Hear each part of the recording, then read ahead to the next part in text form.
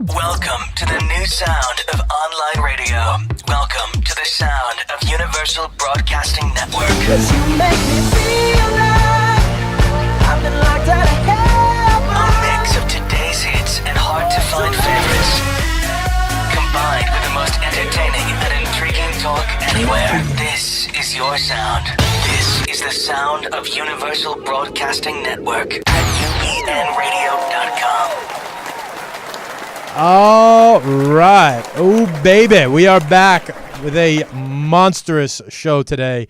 I don't even know if 2 hours is going to cut it, JD. We have so much to talk about. I barely even know where to begin. First off, how you doing? Doing great, brother. Sports galore. Awesome football weekend. My voice is a little shot after 9 days of bartending, almost in a row. But you're getting over strep throat. Yeah. But we're here. We showed up on Monday. Showing up is half the battle, Michael. We're here, so fired up. I think you are the only gambler in the country who didn't come out negative yesterday. So, rundown today. We got college games. Plenty of good college games. Hey, Big Ten, you suck. You're not kind of like, oh, yeah, we're kind of up there with the SEC. You proved this weekend you don't belong anywhere near any conversation. Right now you're down there with the Pac-12 as my microphone falls. Targeting in college. We got to change this up, because this just kills all momentum and any enjoyability. We'll talk that. We'll talk plenty of rules, even though we don't want to. NFL Week 2 action. I can't even summarize the amount of stuff that we have to talk. NFL is going to be a pretty good amount of show here.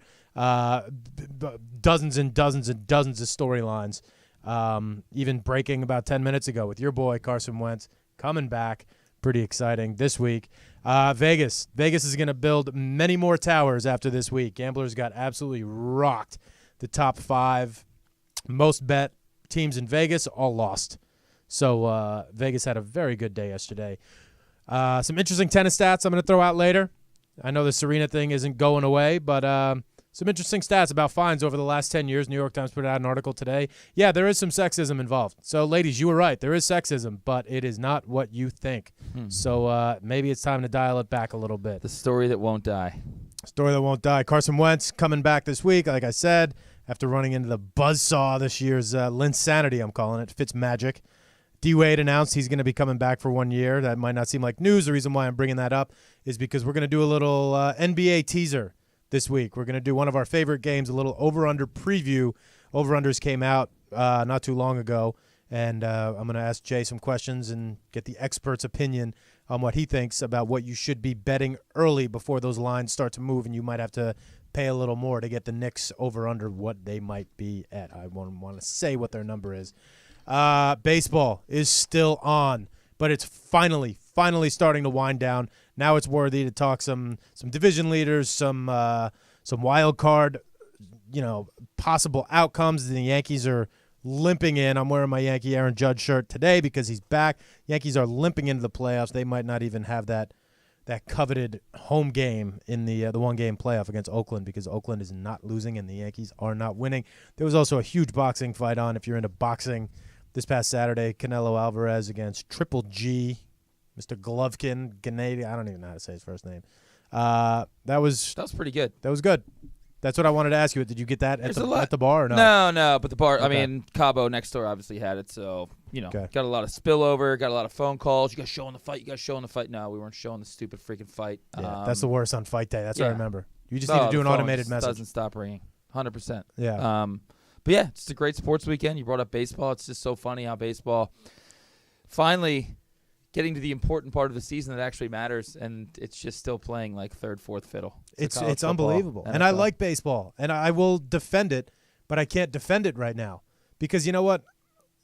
When we talked last night, you said something about how little content there is for basketball. And I think the reason why is because basketball knows what they're doing.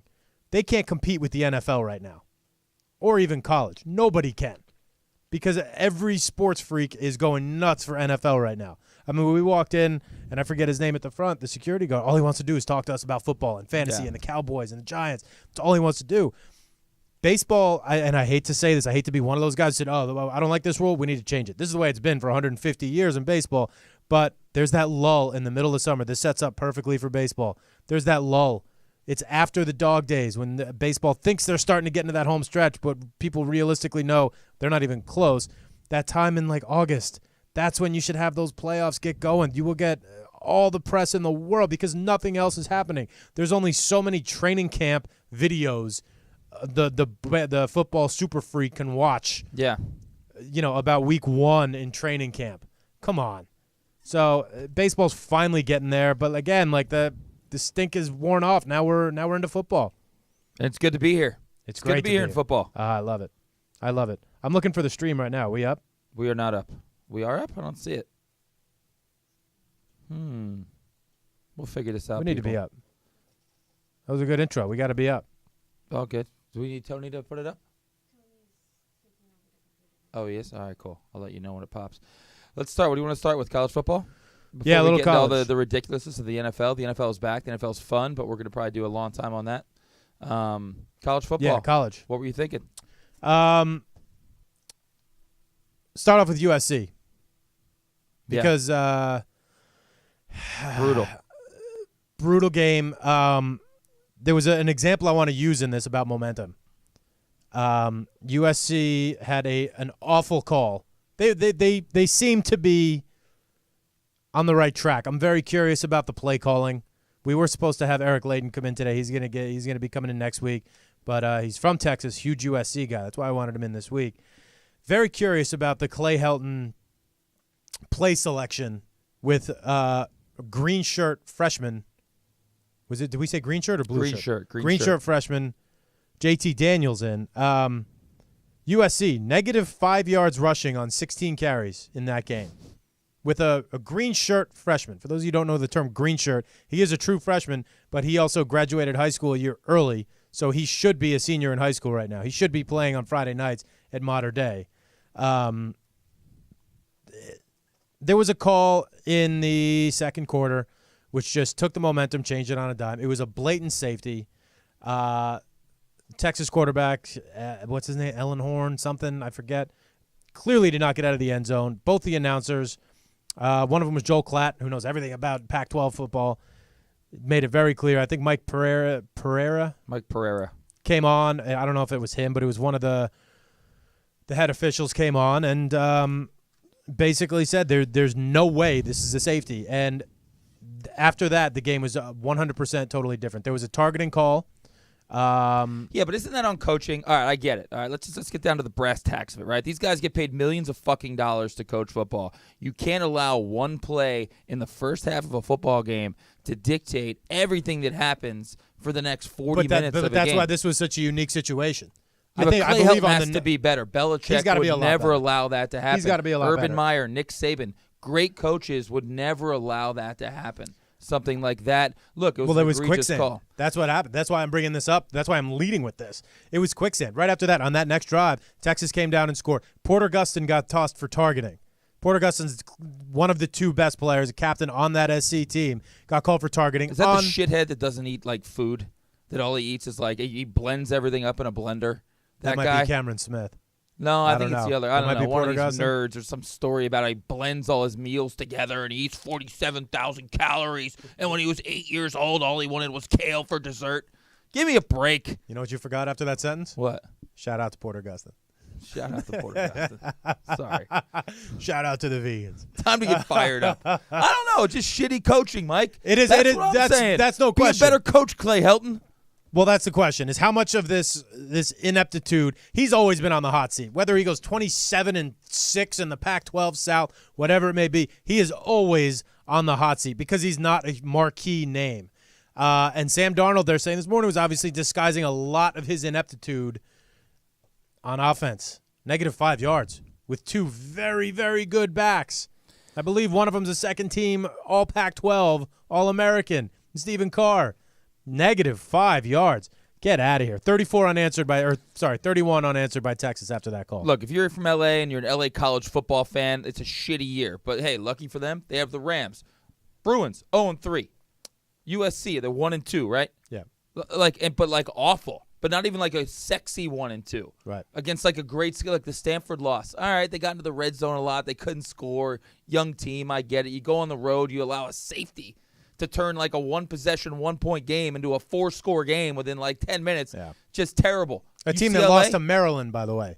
Team that lost to Maryland, Yeah. who Maryland lost by like 4 touchdowns to Temple. Yeah, that was a at bad home. loss. Stanford, whatever. People can accept that. I talked to plenty of USC people. They said after 3 weeks, hopefully we're 2-1. We should be 2-1.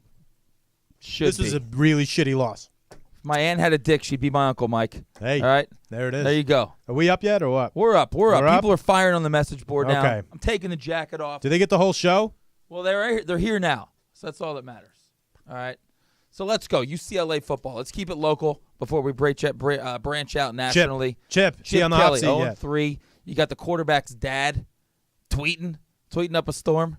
Like, is Twitter like the worst enemy for coaches and general managers and front office people? Like, the worst thing is like players and players' relatives tweeting during games when they're emotional. It's like the worst thing. What did your mom used to say, right? You'd come into the kitchen, you'd be angry about something that happened in school, walk back outside, take a deep breath, and come back in. Compose yourself. And you'd feel better. Twitter doesn't allow that. Twitter needs like I don't know, some kind of emotional thing that gauges how you're feeling and then shuts down for like 2 minutes to allow you to compose yourself. Because people tweet the most ridiculous shit, like when they're just feeling really angry. Everyone's a media member now. Everyone has a camera, and everyone's a media member. I don't like it. How about this guy? This quarterback, this young quarterback for UCLA, obviously having a rough start to the season. Chip doesn't have his guys. The dad, whose Twitter handle is Dorian's dad. Like, dude, live through your kid a little bit more, fella. All right? Starts like just everything Chip Kelly did at Oregon was a fraud. He hid behind it. Like, are you kidding me? Chip Kelly, like, won for a decade everywhere he went. Yeah, they're going to give him some time. Like, Chip Kelly's get going to his be guys fine, in bro. there. Yeah. Your son is going to be playing, like, flag football in about 3 years. So put the computer, put the laptop, put your Galaxy Note down. I don't know what you're working on over there. It's Chip Kelly's going to be fine. Just stop tweeting at coaches and players when things aren't going well. UCLA is going to be fine. I'm buying UCLA stock low right now. Give it to me. I'm holding on to it long term. USC stock in the toilet. Yep. Okay. USC they're going to make a move with coaching. Obviously, Chip is his first year. UCLA, not a huge football program. They're a basketball school, but Chip's he's going to get plenty of time. Staying in the Pac-12, my run has ended after 2 weeks with my little love affair with the Sun Devils. That was the last game of the night. That was a brutal, brutal display by Herm Edwards and that Arizona State offense. It's like they did that mojo that they had was totally gone. It was very quick. Miami held on to it most of last year up until the end. And Arizona State had it and done. Done. You could feel that kind of coming, though. The Michigan State, so we always try and do the transitive property. You try and figure out who's what based on who they played and who they played, which we've talked about ad nauseum, doesn't work. But yet we still do it every week. Well, they beat them, so they beat them. Like, is Michigan State good if they lost to Arizona State? They're better than San Diego State. I'll say that. San Diego State played Stanford kind of tough. Yeah, it looks like San Diego State, as of right now, might be better than Michigan State. That's a ridiculous comparison. That's what I was getting at. But yeah, based on common opponents, and we don't get many of those in college football, so that's all we have to go on. Like, based on common opponents, though, Temple would beat USC. They would be like 24-point favorites. And, like, we both know that's not the case. Right now, it would look like Florida State's the worst team in college football. Oh, Florida State. That line. That's just one of those things you've been getting. Like, if you're a young kid, young people won money on that game because young people don't have a recollection of Florida State being this iconic program where they just win national titles every year. I think they had some run where they were in the top 5 under Bobby Bowden. We remember those days. But like, if you're a Florida State fan and you're 25, I don't know, you're just like a peripheral decent Division I team that pops up on the radar occasionally. Yeah. So I see that always has huge expectations. But if you're 25, do you have huge expectations? Because you don't remember Florida State being great for so long like we do. Well, they had Jameis. They had a hell of a year with Jameis. Those teams were fine. They were great. Dude, he went undefeated. They won a national title? Yeah. Okay, so that's the one, right? So they popped up once. But I don't know the records in the last 10 years, but Florida State in the last 10 years. But here, I'm proving your point here. I always keep an eye on it. I have zero connection to Florida State. But because of what they did when we were younger, then they went through that Jameis phase. Then who else did they have? They had what's his name? Sam Ponder's husband, who was decent. Christian Ponder. Christian Ponder. Yeah. And then after Jameis, Wow, Christian Ponder. How far you fallen? You're not he was right before Jameis. And then this dude DeAndre Francois comes in. I was like, this guy's gonna be a beast. Then he gets hurt in like his second game, has to sit out a year. Now he's back. So I was like, all right, this year Florida State with this kid back, they're gonna be solid. Dude, you go up to Syracuse and lose 30-7? Unreal. What's his name? Is definitely on the hot seat. Could you imagine somebody's like, yo, oh yeah, Trig. Jen Scavati's husband.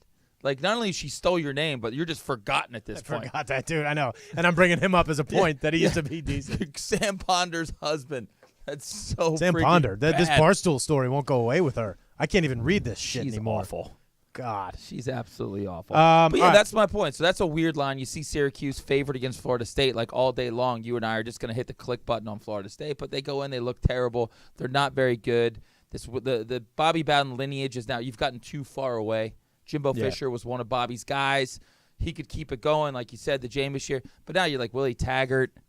It's just weird. It's just not what it used to be. It's not even close. I'm curious if Vegas will adjust because, as we know, public teams, the Cowboys, just public teams, Florida State, very public team. Right. Can they make these lines? So I don't know who they play next week, but they're going to be a dog. Right. And they're going to be more of a dog than you and I would have guessed they'd be. They're going to be fired. They're going to be a pissed off dog.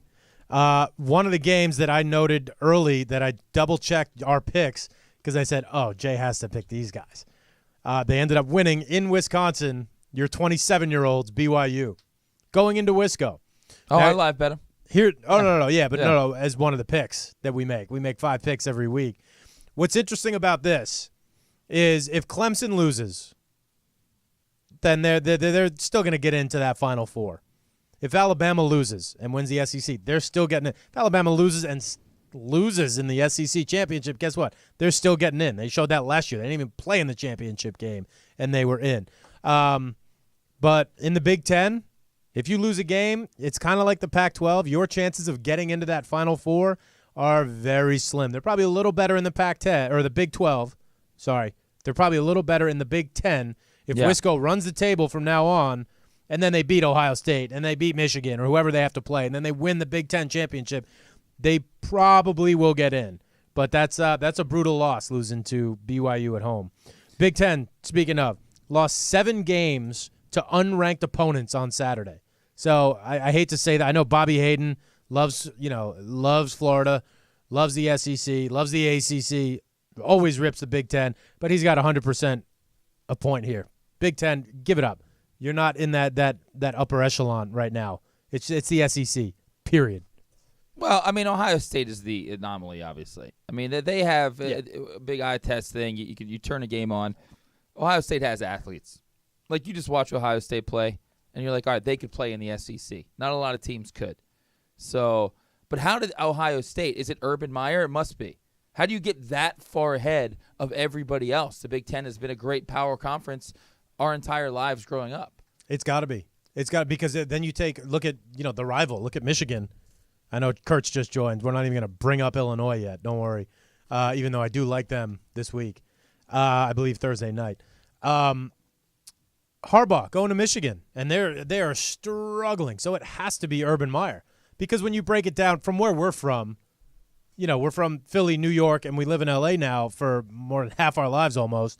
The Midwest, like the palpable difference between Michigan and Ohio State is nothing. They're both marquee, top 10 schools, big, as far as football goes.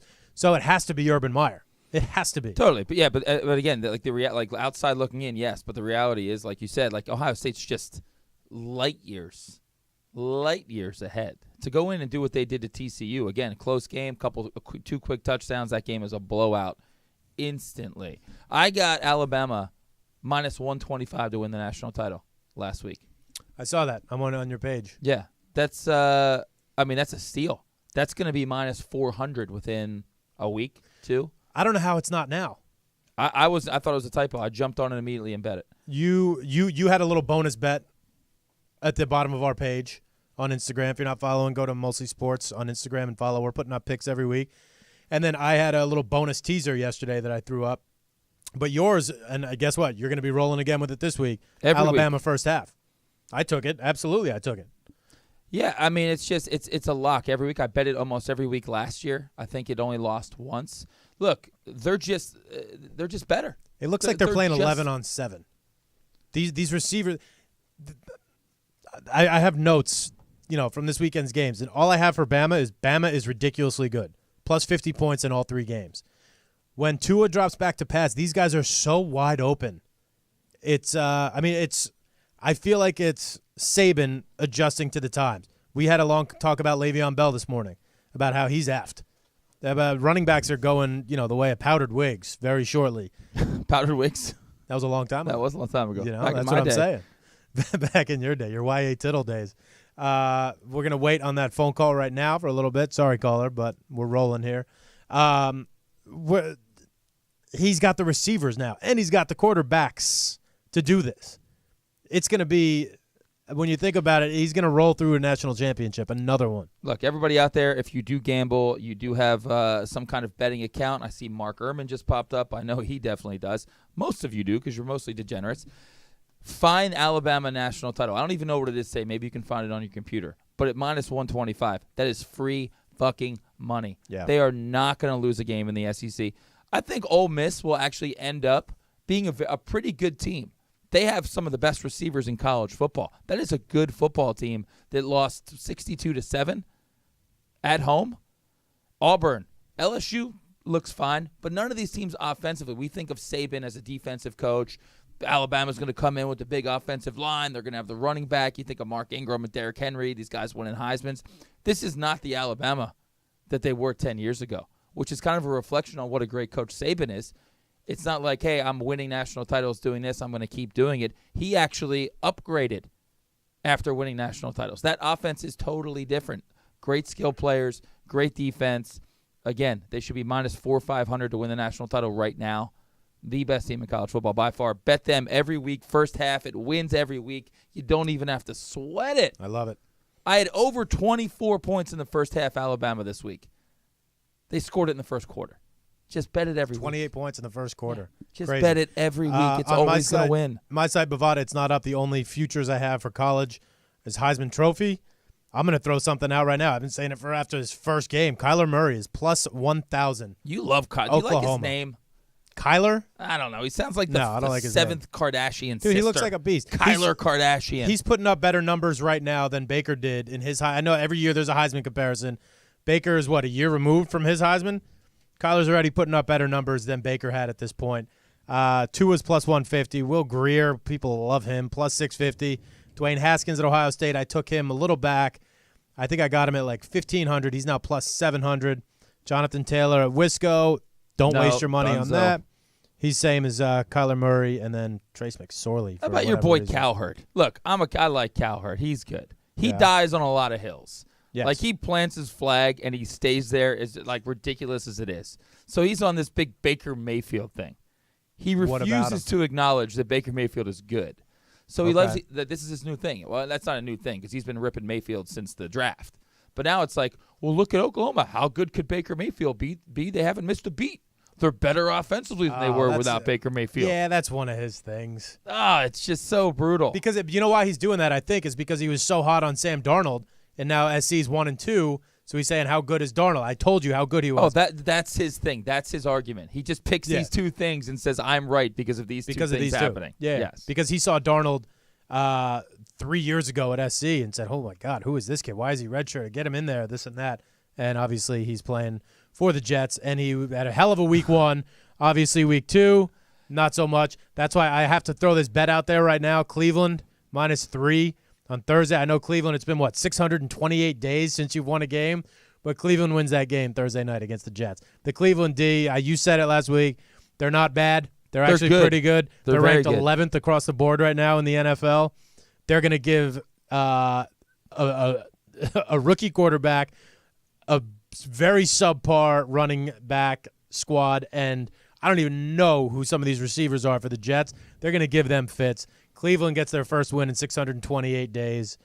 You didn't hear it here first. You heard it here like 863rd, but they're going to get the win. So Joe actually was trying to call. Joe, we're not talking Vandy football. I know you gave up a little fight this week to Notre Dame. They you had me did. checking on that game. I wrote that off very early, and then I saw it come across the ticker. I said, all right, maybe I should check NBC, see what but no. Sorry, Joe. We'll get to the NFL, but it's just a quick thing on your Browns being 11th in defense. It kind of works with like all sports you talk. Like you got to put things in context. So this is a Browns defense that's 11th in the NFL with a terrible, anemic offense that doesn't put them in great spots. Yeah. Imagine if they actually had a good offense and were able to move the ball over midfield and pin teams deep sometimes, that defense would be way, way better. So you got to put things in context sometimes. And I have, when we start talking NFL, obviously I have Cleveland marked because we're going to talk about them. Bad day for kickers yesterday in the NFL. Their kicker, Gonzalez, probably had the worst day. 11 points left on, and they didn't get one of their wins. Croce's on the message board. He went to Ole Miss. Ole Miss guy, loves Ole Miss football. Taught to him. He even said, he goes, look, we're going to score points. Hey, Croce, you didn't score any fucking points. All right, after the first 7 seconds. But he goes, Bama's putting up 60.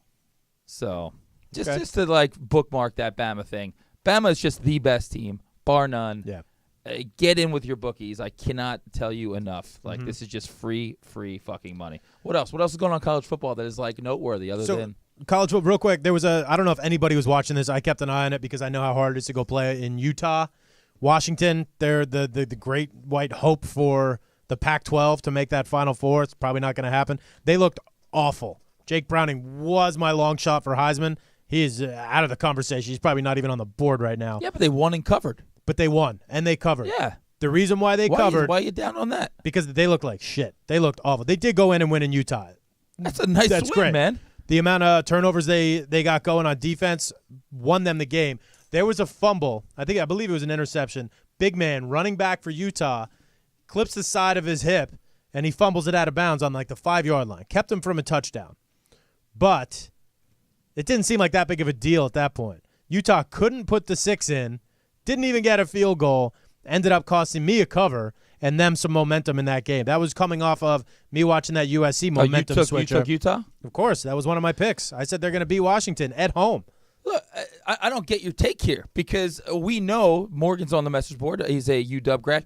Playing in Utah at night, I don't know. I can't name 5 places that are probably tougher to go play in college football than going to play in Utah at night. We've seen USC go in there on a Thursday or a Friday night and lose, many times. It's always a tough game. For Washington to go in there, not only cover, but like win kind of comfortably.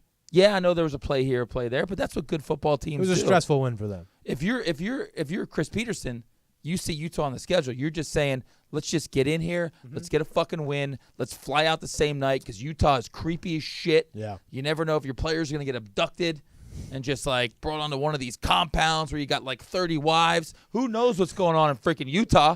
You go in, you get your win, you get out. Kudos to UW. Big win. Easily the best team in the Pac-12. Your Arizona team is an abortion. Oh, they're not an abortion yet. No, Arizona, not Arizona State. Arizona. Yeah, absolutely. Herm Edwards coming back down to earth. The Pac-12 is awful. Awful. Every year, awful. In everything. Guard somebody. UW wins that going away. They're going to be in the playoff. You think Dub gets in the playoff? UW gets in the playoff. I'm calling it right now. Morgan just got you going. That just fired you up, getting you in the playoff. They're going to run the table. They're not going to lose any more games. They're going to lose to Stanford, and then it's over. Then it's all over. All right, it's going to come down to those two. I just think UW is better than people think. I was impressed when they played Auburn. Look, they had some shitty red zone execution. They could have put up 40 against Auburn. Now, look, Auburn had a tough game at home against LSU, but that's a typical SEC dogfight right there. That game should have been a pick 'em. It was 10 somehow. I was telling you that. Somehow all the games I really loved, I'm pissed I didn't take that put money on line. Instagram. That's your Coach O right there, getting his signature win. Look, I don't know That's if a big one. Well, here you go. Here's a question. We talk about coaching. We talk about Clay Helton. We talk about this, that, and the other thing. If you're a coach, what's more important? If you're hiring a coach, would you rather have a guy that might not be the strongest X's and O's guy, but his guys will murder for him? Or do you want a guy that just like he knows what's in the playbook, he knows the game, he knows every angle, but like he's a robot? Give me the first guy all day. Those guys play hard for Ogeron. Yeah. He was like chest bumping his constable that was like walks him off the field. I saw that. Yeah. I don't know if he was yelling at him at first or because the guy might have been an Auburn guy. I don't know. It was amazing. That was Like, great. I would play for that guy. Yeah. Like, we joke about it. Like, how is Ed Ogeron a head coach at LSU? It doesn't We even joke make about sense. it, but we had Bobby in here a little while ago. He played for Coach O, and he just said, he's like, he played for a lot of coaches. Obviously, if you're playing football at USC, he was a defensive end. You play football at USC, you've had a ton of coaches. And just the way the reverence he had talking about Coach O, we both play a ton of sports. I couldn't believe how highly this guy is regarded. Let's ask 100 USC fans. You want Clay Helton or Ed Ogeron? They're all driving to pick him up at the airport. Everybody would take Ogeron back in a second. That's a guy that's overlooked. Emotion matters in football. It matters. Maybe not as much as in the other sports. Yeah. Football, it matters, man. You got to have a course. guy that your guys are going to kill for, play their asses off for. Yeah. Ogeron is that guy. I'm on this LSU squad. I love them. Croce, first off, you didn't give me the LSU I was gonna pick. say I was Croce. saying that nonstop. Croce. All right? Just because your team lost 62-7, an embarrassment on national television, doesn't mean you take credit for my picks. I wanted that TCU Ohio State game to be a little bit better. That was the game. Game day was there. That was kind of a bummer. The one great thing about this weekend, did you happen to see, and I hope Bobby's listening. I think he's listening under someone's name. I don't know. They have the turnover chain. Last year, the turnover chain was hilarious. Now this year, it's getting a little ridiculous. Now they have a bigger chain, and it weighs more, and there's more diamonds and all this stuff. And then Louisville has the belt. And we're just, at this point, you're like, all right, enough with this shit. Play football. You're getting rewarded for something that you're supposed to be doing. Did you see Oregon State, what they have? No. I was so down What do on they all have, these like turnover a rape things. whistle? What do they got? I mean, what are They have a talking? turnover chainsaw. Stop it. It's awesome. Stop it. That's not a real thing. turnover chainsaw. It is fantastic. Check it out. Oregon State, you win the weekend because of your turnover chainsaw. I mean, that would make me not want to get a turnover. I would be dropping interceptions. Keep chainsaws away from me. Like, if I gave you a chainsaw tomorrow, right now, would you know what to do with it? It's not real. I'm saying just a real chainsaw. Yeah. Would you know how to operate one? Actually, I would. Stop it. I would. I You had have to do a commercial where I had to operate a chainsaw. So, yeah, I do. Over under. You're like plus 2,000 that anybody in the message board thinks you've actually operated a chainsaw. I did. I had to for a commercial. Oh, I didn't have it's to all cut come anything on. down. It's not like I'm in my backyard cutting down palm trees. How many waivers you have to sign to operate a chainsaw? They put me through the ringer to make sure I knew what I was doing. Did you have the fancy protective glasses on? You have to, dude. No, kidding? come on. A real man doesn't need glasses. with a Oh, here we chainsaw. go. What are the chances you, 6'7", rocking a chainsaw?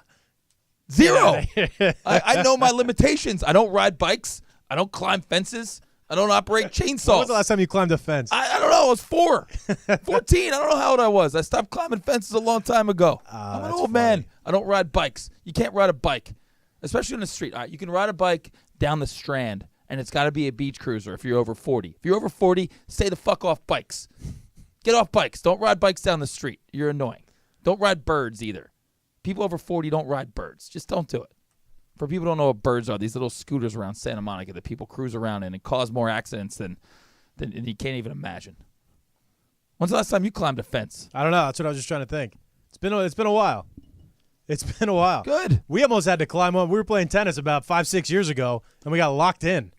No. Remember we were debating whether or not, what do we do? Like have Jen bring us some beers till the next morning, just throw us some food over the fence?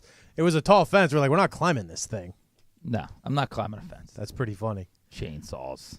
Chainsaw. Oregon State wins the weekend. Turnover chainsaw. How about this? Be good at football and have gimmicks. Like the turnover chain is a great gimmick when you're Miami and you're having an incredible year. But that's what I'm saying. Last year Yeah. it was awesome. This year when they do it, everyone's like, all right, dude, you guys suck. People don't know when to quit. Right. They don't know when to just get out. Like it was good, sell high. Yeah. Lose the turnover chain. If Speaking you're of- the coach and you're Miami, and let's say you're 3-3, do you keep letting them do that crap on the sideline, or do you say, all right, we're done with this thing? I'll let you. Well, that's I'll a let good you know question. when you can have it back, when you earn this thing back. That's what you do. That's what you do. You just made that point right there. Because it's bringing these guys together for sure. It's getting you through some shitty times. Miami's not having the same kind of turnovers that they are last year. It'd be great if we had Bobby on the phone right now to talk about this. Would it What? be great to have Bobby on the phone right As soon now? as I started that sentence, I knew you were To gonna hear say like something. 3 minutes of South Florida's got the But greatest you athletes pull in that the away, world. and then the team might give up on you right there. Who is it? Mark Richt? Of course, Is he the Miami coach? they're all running cocaine Mo. for the Cuban. Mo, I got Cuban mafia. minus 1,000 that you didn't jump a wall 3 years ago. There's the turnover chainsaw right there. Mo, we still owe you a shirt. I talked to Mo. He wants double XL. I said he has to wait till the next batch of T-shirts because he got your YA Tittle question correct.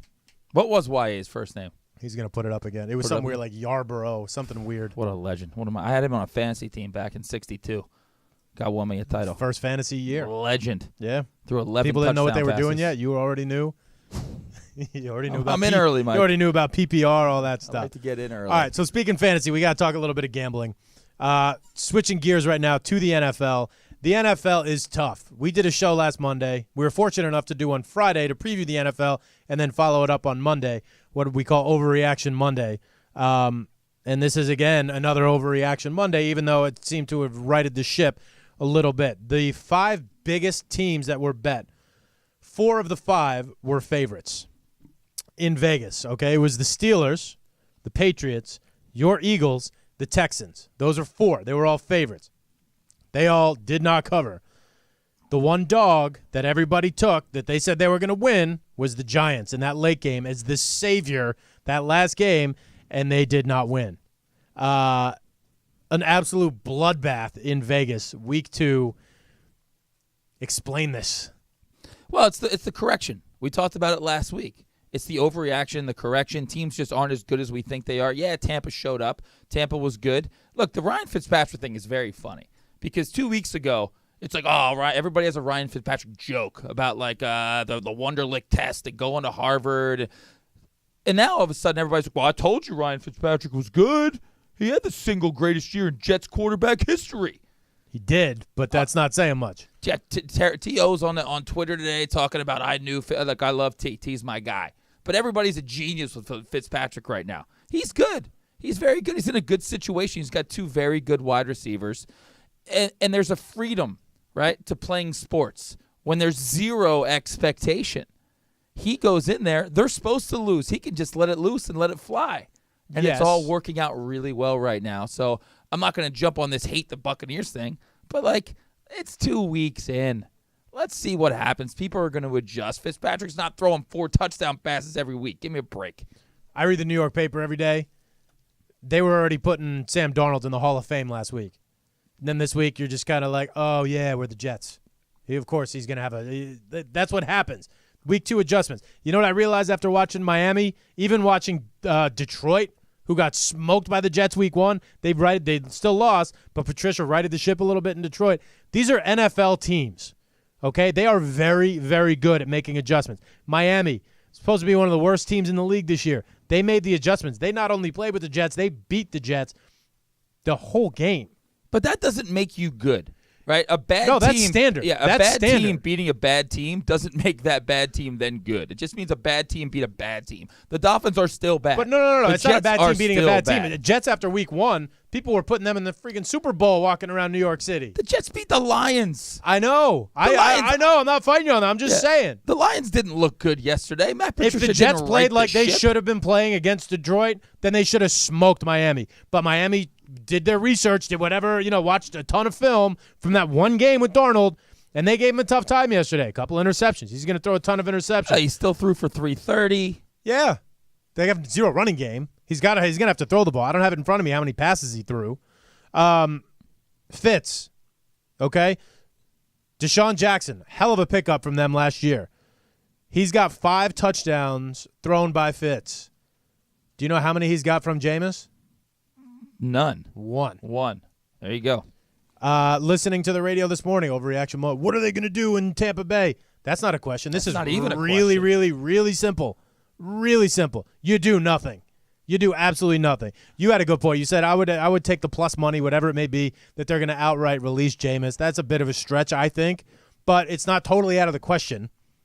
There's going to be somebody that gets hurt. There's going to be somebody that calls up Tampa. It's probably going to be Arizona and say, hey, Bradford's hurt again. Rosen is so not ready.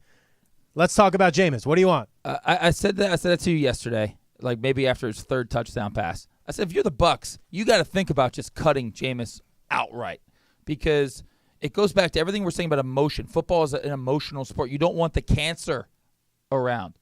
Like Winston doesn't seem like, all right, so we watch Jalen Hurts sit on the sideline like a gentleman congratulate Tua for doing his job, right? So that's Saban having control. I don't know if Dirk Cutler, is that his name?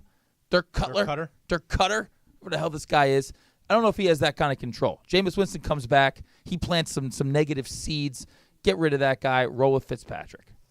I would bet that. I would take, 3-1 that he gets cut. Probably won't, but I think it'd be a good move for the Bucs. It'd be more than 3-1. You'd be getting 8-1, I think. Jeff Miller said I sound pissed off today. That's just my voice after 9 straight nights of bartending. I'm just fired up. I like how Morgan throws something and now you're defending UW getting into the playoff. UW, Huskies, baby. That's not at all what I thought you would say. Like if you're a Cal fan, you say bear down. What do Husky fans say? I think they just say we're UW. They have to correct everybody because nobody outside of the SeaTac area knows that you call it UW. I'll take another glass of Chardonnay. They get upset when you say, "Oh, University of Washington." Well, yeah, it's UW. Yeah, okay, for you. For us, it's University of Washington. I don't know. There's something about you take a boat to a football game. I don't know. Football's not that kind of game. It's got to be grittier. I need to walk through I don't know. But it's also not like UCLA where you have to drive an hour and a half through traffic to get to Pasadena to play. Oh, my God, we get to play in the Rose Bowl. You know what? Outside of L.A., nobody gives a fuck about that.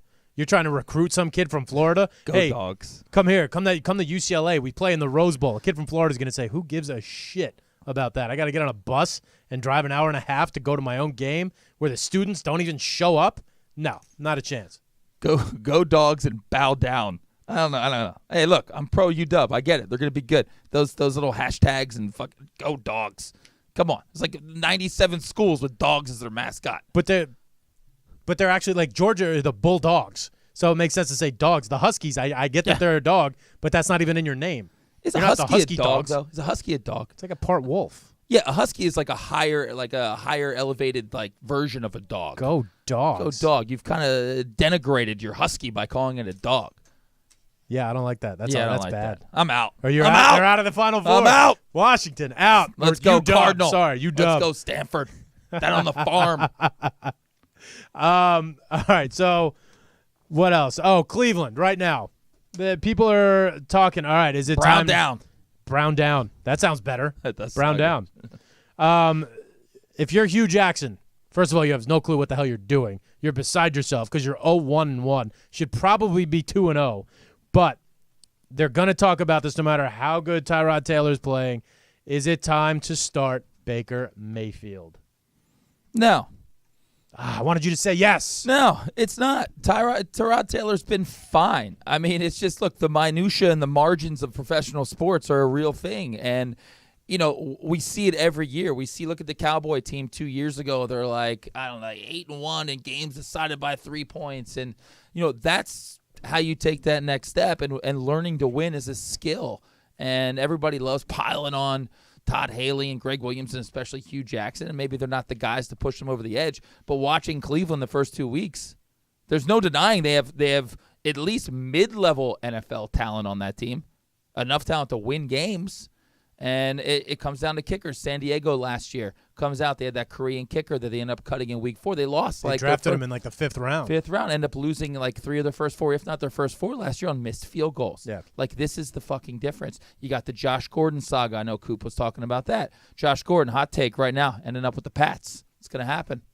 If you're the Patriots, Josh Gordon is Josh Gordon. At the end of the day, we're going to see how bad this whole relapse hamstring issue was. Apparently, he relapsed again. He's been boozing. Relapse? The hamstring thing, yeah. I thought it was weed. Oh, was it weed or booze? I don't know. It's kind of a mystery. He either ends up on the Pats or the Pats give him 0 looks. This is where, in my opinion, Cleveland needs to ground themselves a little bit and show how they think they are a good sports town. Don't even say Baker Mayfield's name right now if you're Cleveland, if you're in the Cleveland press. It's not like you have a 3-year kind of Josh McCown quarterback, okay? Tyrod Taylor, this is his second game at Cleveland. He's brand new, okay? He went 22 of 30, 246 yards. Threw a beautiful pass to Antonio Callaway. He's thrown a couple of those. He threw a few at the end of that first game against Pittsburgh where you were just after the second fumble that Roethlisberger had at the end. Connor had the first one where I was just kind of like, these are marquee throws right now. These aren't, oh, shit, Tyrod Taylor from Buffalo. These are, oh, my God, that's our guy. don't think just because you drafted Baker Mayfield number 1 that you have to bring up his name. Don't come at, do with all these hot takes. Be better than this, Cleveland. You guys claim you're a phenomenal sports town. Show us right now, because Tyrod Taylor is in his second game. Give him time. You don't even have to give him time. That's not even the right thing to do. Let him be, because he is good. He's going to win you a few games this year. Look, he's a North Hollywood 7. That's what he is. He's no better. He's no worse. He's a slice of Sparrow in the food court. Oh, like, dude, right. he's so much better than Sparrow in the food court. Don't hate on Sparrow, Johnny Italian. Everybody's eating Sparrow pizza. It's not Nobody's the eating pizza. Sparrow pizza, Bro, dude. the line at Sparrow is around the corner in every fucking shopping mall. I've from never here to seen more than Timbuktu. 3 people in line at Sparrow. Dude, come up with something a little better. Where I'm from, Sparrow is like he's like Joe's Pizza down in Santa Monica. It doesn't hold a candle to Joe's in New York. People are like, oh, New York pizza. Let me try it. Oh, this is amazing. You know what? It still sucks, but it's pretty good for out here. My point is, he is what he is. He's not great. He's not bad. He's not gonna be the reason you win. He's not gonna be the reason you lose. You wake up today, you're a Browns fan. You feeling good or you feeling bad? Because I have an answer to this. What are you feeling? You're a If you're the Browns Browns? fan. Yeah, you're Ed Ackerman. You're waking I up. talked to Ed for a little while yesterday. I think the emotions right now are really weird, because it's been 620 something days. They feel like they should have a win, which they haven't felt in 2 years, but they still don't have a win. But almost having a win is as good as having a win in my book. They don't have a loss. When you haven't won in a long time. They have a lot, but they don't have 2 losses. But it's a weird feeling this week for them because they get the Jets on Thursday night. Yeah, I'm just saying, Hawks. I got a tough voice today, Hawk. I know it sounds like I'm saying Sparrow, whatever. So it's delicious. All right. You're a Browns fan. I don't know. It's not black and white. It's not a win or a loss to me. It's if I'm playing really close games, I got a tie, I should have won. That's better than losing 35-7 and having 0 shot whatsoever. I wake up today, I'm a Browns fan. I see a future. I see a very good defense. I got Baker waiting in the wings. Finally got rid of that cancer Josh Gordon. We're moving forward. Jets coming up on Thursday night. Let's right the ship. Let's get a win. Let's see what happens. It's contained skepticism, excitement, because they don't know how to feel. They haven't felt like this in so long. And feeling anything is better than feeling nothing. Yeah. So if you're a Browns fan, you're waking up today, you're kind of bummed, but you're at least you're thinking about football. I know. At least football is a conversation. They're having tryouts in local parks where people are kicking footballs. Well, yeah, because their kicker sucks. He left 11 points on the field yesterday. Matt Prater, by the way, who's a free agent. I don't know much about the kicking free agency. I heard this on the radio on the way in. Turned down the Cleveland called him first. Dan Bailey or Matt Prater? What did I say? Prater? Yeah. Or Bailey? Dan Bailey just signed with Minnesota. Yeah, because he didn't want to go to Cleveland. Exactly. He was waiting for the right team. Yes. What a great day for Dan Bailey yesterday. Which begs the question, outsmarting yourself. I like to use the phrase Mike March. You Mike March yourself. Mike March used to love running a triple lateral flea flicker from the 5-yard line just to show how smart he was. Just give it to your big dog and run it in. Kickers just don't age. Tony Franklin and Gary Anderson and even Sebastian Jett. You got these guys. You can kick till you're 45. There's plenty of these guys out on the wire. Why you got to reinvent the wheel and draft some guy super early? Give me the guy that's been through the wars, because at the end of the day, what's kicking other than your foot kicking a ball? It's your nerves. That's everything. You can tell when a guy goes out there. We were texting. That kid had no shot of making that field goal. No shot. Oh, yeah. I know. He'd missed so many already. The Vikings kicker, once he blew the first one, he was never making the second one. Yeah. Ever. So give me the old grizzled veterans who've been through the wars. But you also got someone like Mason Crosby yesterday he went 5 for 5 during the game for Green Bay, drills it, or not even drills it, sorry, knuckleballed it back in through the upright. But what's his name from Minnesota? Called timeout, give him another shot, ice the kicker. Mason Crosby, one of the best of the best, misses the next one. Tie game. But there's a difference. Tie game. But here's the difference. I didn't mention Adam Vinatieri, but that's fine. Whatever. Say that in the last name again? Adam Vinatieri. I don't know. You know how to say Vinatieri. You do Italian. Too many vowels in your names. So here's the thing. Mason Crosby misses that field goal. At no point do I think if he gets another shot, he's going to be affected by that miss. Right. That's the scale that I use. He missed that. His teammates walk up, tap him on the helmet, and say, oh, no worry, you'll get the next one. Gonzalez misses a field goal. Carlson misses a field goal, his teammates stay away from him like he has Ebola. I'm impressed you just said like 3 kickers. Wow. That's my point, and then though. Hawk calling you out on the board. He's apparently a savant. A kicking savant. Well, So I'm we in a didn't kicking mention fantasy league. What's where we his just name again? draft Adam kickers. what? Vinatieri. Vinatieri. I don't know. But that's the point. You got to have a good psyche. Give me the old grizzled veterans. You're a team like Minnesota. You can't have a rookie kicker on a team like that. You're going to be playing meaningful games in shitty weather. Yeah. You can't Yeah, I know. to think that you can just draft a guy and plug him in is just it's absurd to me. The Kirk Cousins signing that Minnesota, this game is why they signed him. That's why they gave him so much money. This is why I lost a huge bet to my manager saying there's 0 chance. Humble brag. Kirk Cousins. Humble brag. How's that? I lost a bet to my manager. Humble brag. I Oh, liked God. it. Everyone listening knows I have a manager. I know. I liked it, though. I liked manager. it. I'm a fan. Speaking of, I just got an email from your lawyer. So there's a humble brag that's for true. you. There we go. You don't even need a manager. You just go right to your I lawyer. go right to my lawyer. You're offer only, dude. Offer only. Why am I always the one humble bragging for you about offer only? I forgot what I was even saying. Oh, I lost a huge bet to him because I said Kirk Cousins is not worth the most amount of money in the NFL. He goes, he's going to get it. And he got it. Minnesota brought him in for this reason. I will. There's 2 ways to say this. One, to win this game. The other one being to not lose this game. And because now we live in fucking Europe, there's ties all over the place in the NFL. Week 2, second tie. So did he do his job? Yeah, he didn't lose the game. But he needs to be better. That Minnesota team is great. They have a kid. They have a question at quarterback, I still believe, even though he's making like the 3rd amount of money now. But they need to settle the kicker thing because that's going to be a huge, huge issue. Another issue with that game was the hit. Clay Matthews. His second hit, he had one at the end of last week as well, a very questionable hit. Not last week's was a blatant hit, I believe, on Jimmy G at the end of that game. But is this going to ruin football right now? Because it's very difficult to watch when that game was kind of based on a questionable call at the end of a game. I got the answer for you. Week 1, we had our arms up. We were outraged. We were complaining about all the shitty calls with helmet to helmet or the weight transfer. He put 77% of his Well, that's weight a whole on no, that's It's another like so issue. bad. It's week 2. I've already acclimated. I just expect it to happen. Do I agree with But the it call? sucks. That doesn't mean it doesn't suck. Yeah, but like you just have to accept and move on. It's like a Buddhist but we can't. philosophy But of this football. we can't. This we cannot. Look, that happened. Do I agree? Do I think Clay Thompson or Clay Matthews did anything wrong? No. But like it happened, I'm like, okay, that's just going to get called. Let's move on. I love offense. Anything that keeps offenses on the field and Yes. marches people down and ticks that scoreboard. Because this is too much. I'm a fish better. I'm betting all the overs anyway. That's more points for me. There's more fantasy points. I agree with that. Give it to With me. that take. However, the NFL, there comes a point where it needs to stop. It's a stop loss, you could call it, going in the other direction.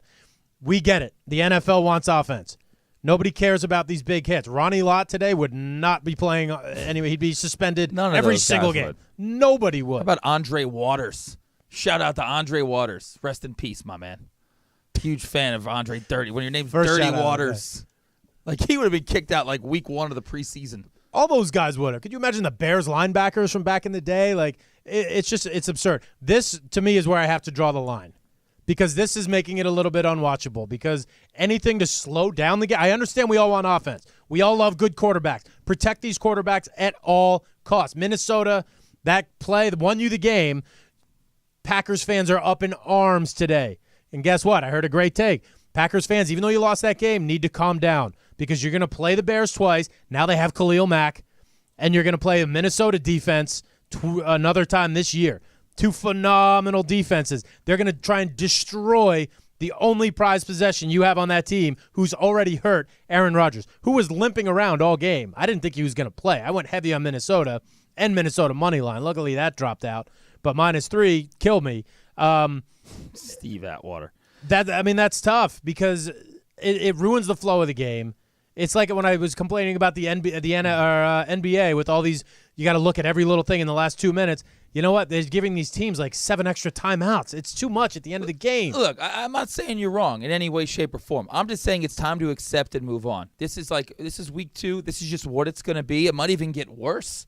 We might even see more of these things. But at the end of the day, the NFL is a way better place with good quarterbacks and with the good quarterbacks playing football. I want to see good quarterbacks. I want to see points. I don't want to watch 10-7 football games. That game last night was unwatchable. That was a bad game, but You there's got going Hawk to on be the a few message board clunkers. talking about Eli over Mahomes. What are you smoking crack? Dude, Who the Eli's hell good. would They start got- Eli Manning over Mahomes in a Jameis fantasy Winston football should league? be by week 4. Jameis Winston might be the quarterback of the Giants. And he referred to it as a bad beat. That's not a bad beat. That's just dumb. What the Hawk. Giants last night? No, Hawk goes, "Here, how about a bad beat? I played Eli over Mahomes." That's not a bad beat. You're that's just stupid. dumb. Yeah, that's just a stupid play. Why would you do that? I mean, I don't know. Yeah, that's who knows what's going on with Hawk back up there in Boston.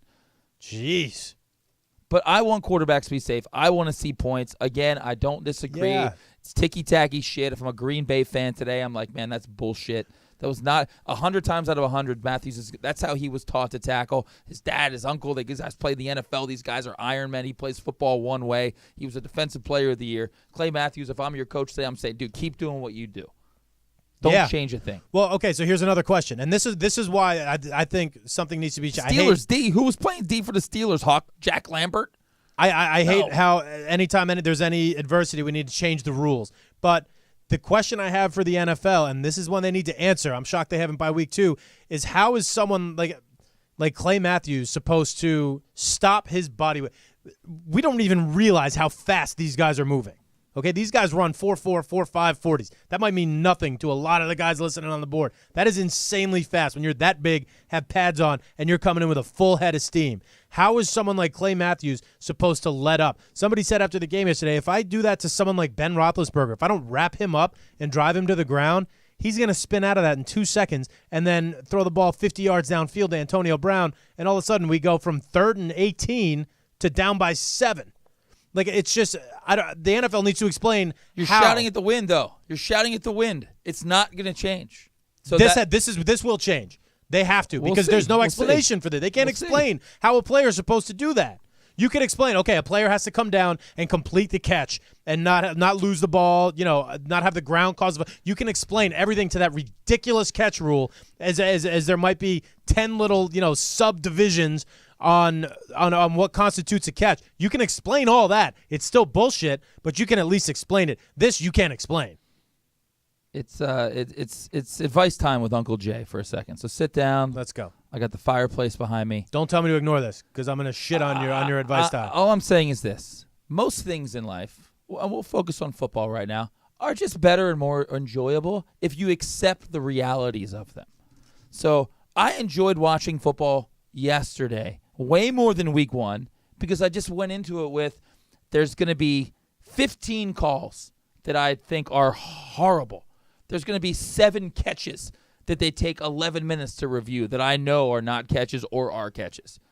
Accept it and move on and just enjoy it because it is what it is. The NFL is still great. You spend it's been a great red zone season. Great red zone season. The first 3 quarters, you're yelling at the TV. That wasn't a flag. But then the fourth quarter comes. You got tight games. You got a lot of offense. You got teams moving the ball. That's what I want to see. That's what makes me happy. NFL, great job by you. Great job by you. I have 2 arguments against your point. The way you just explained it is the way I view The Sopranos. We always talk about our top 5 shows of all time. Some of these idiots put Sopranos in their top 5. Okay? After the 2nd or 3rd season of Sopranos, you watched 50 minutes of total bullshit, bad, stupid stuff with like Carmela and the family stuff and just boring filler, and you hated it. And then the last 5 minutes, they killed like Jackie Aprile or something big. Christopher did something. Christopher.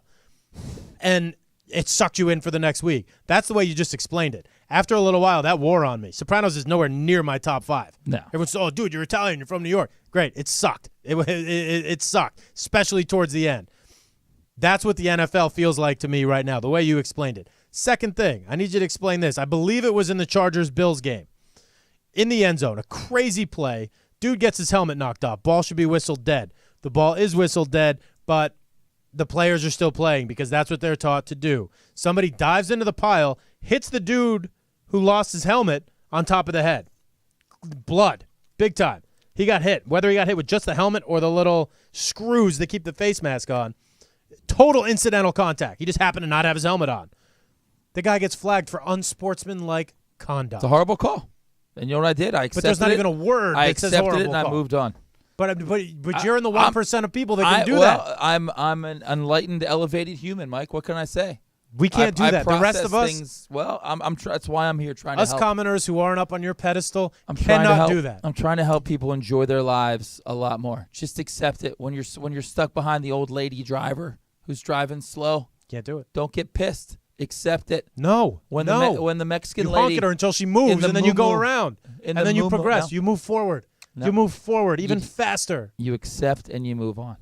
No. Did you ever see Mr. Baseball? Dude, don't ever even see bring Mr. baseball Baseball? into this shit. Great movie. Don't Tom Selleck. Speaking of rules change. No shout out to the new Magnum PI. No shout out whatsoever. Maybe the worst idea in the history of like Hollywood. Dude, they're running out of ideas, man. I thought Karate Kid remake was the worst idea. No. Like this new one, and then you make Higgins a woman? Are you kidding me? Like a disgrace. Anyway, that's a conversation. I went in for a good show today. It was actually a good show. 911. It's a good show. No idea what that is. It's good. Too It's many good. things. You know why it's good? Because it's original. It's an original thought. Might not be, but it's not a remake of a remake of a remake. But I accept it. I accept it and I move on. I either watch it or I don't. Just accept everything, people. There's a lot of weird shit going on in the NFL. I'll tell you this. I would much rather do this than argue about people kneeling. The NFL is back to being fun and entertaining Okay, again. good point. That's so fair enough. If we fast forward, go back 1 year, like we weren't even talking about football. Now we're talking about Pat Mahomes. On Thursday night of that first game, when it was a double slate, when the NFL opened up, I remember I said, ratings are down like 8% already from last year, which was down like 14%. I said, but people aren't going to stop watching the NFL because of Kaepernick or this kneeling or the Nike spot or any of that stuff. People are going to stop watching because there's zero flow for targeting and unsportsmanlike conduct. The penalties are up like 22% or something from last year because they need to have more offense. They have to have more offense, and I get that, but this is too much. This is not fun to watch. I'm going to call it a Clay Helton from now on. You know what? I want to do let this. something affect you and you don't accept it. I want to put you on record right now. I love it. Put and me on say, record. I want, because you're a gambler, okay? Yes. Most of the people on the board are.